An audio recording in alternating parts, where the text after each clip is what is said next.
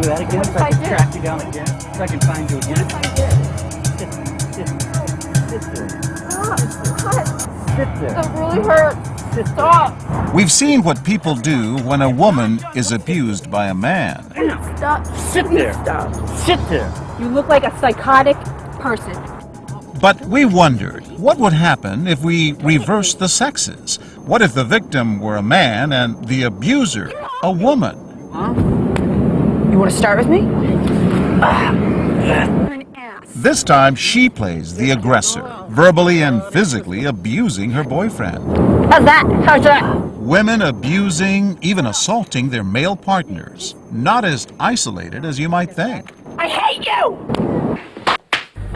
From Moonstruck to Shakespeare in Love to Pirates of the Caribbean, women hitting men may be a Hollywood staple, but it's not just in the movies. Major League pitcher Chuck Finley's wife, actress Tawny Kitaen, was arrested and briefly jailed after he accused her of pummeling him. She denied it and charges were dropped, but only after she agreed to attend anger management classes.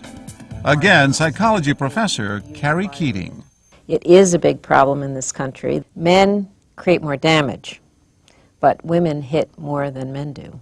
Every year, there are more than 800,000 serious cases of women abusing men. Again, nothing. But confronted with this, what will people do when hidden cameras are rolling and our actress is out of control? No. One after another, people pass by and keep right on going. What will this woman do? At first, she seems to ignore the fight, but pauses a few paces down the path to watch.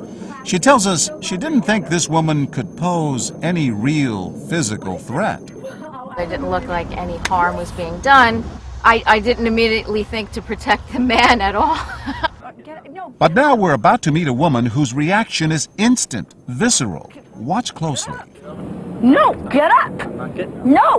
Why don't you calm down? What went through her mind? Good for her. You go, girl. Linda McLuffy just assumed he had it coming to him. But why?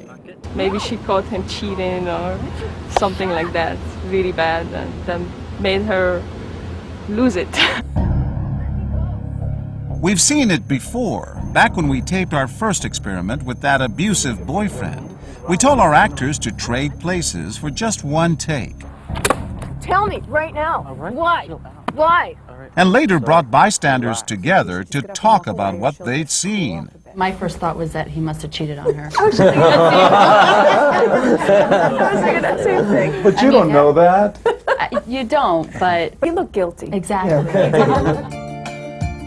And now, over and over again, when the victim is a man, so many women perceive him as guilty. I figured, well, he probably deserved it. Linda seems to think our feisty actress is a kind of role model.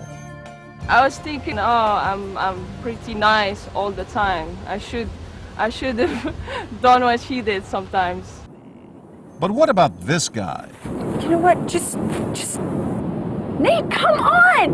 Come on, what? Whose side is he You on? haven't said a frickin' word to me about it. We watch and record for hours and hours as 163 people just walk or jog right by. Look at how many people went by without defending that guy. And this is kind of classic because female aggression is usually seen as not very important, not very deadly, nothing really to react to.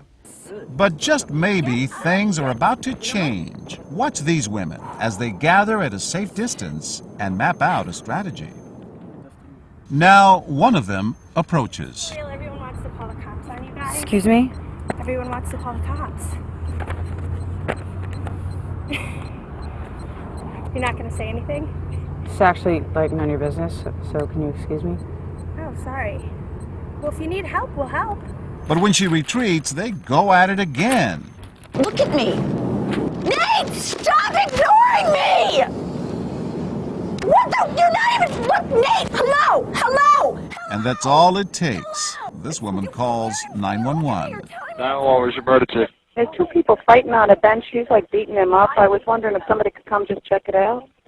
But what would a cop do when a woman is abusing a man? Self-centered. Hi, guys. Why not call 911? What they would have, they would just have a little tiff. It'd be all right. I find it upsetting. I would find it more upsetting if he were putting his hands on her. If you're wondering why they didn't call 911, well, he's a cop. If it had been the man, Oh, without a doubt. you would have stepped in. Yeah. It's call it old-fashioned views. Call It's a double standard. It is. What can I tell you? I mean, if you're raised the way I was raised, you don't put your hands on them, right? So what should you do if you see something like that? Every individual has to do their own calculus when it comes to whether or not they should step in and help. For these women, the calculus was simple. The physical abuse, the verbal abuse, you shouldn't be hitting one another. I was concerned for both their safety.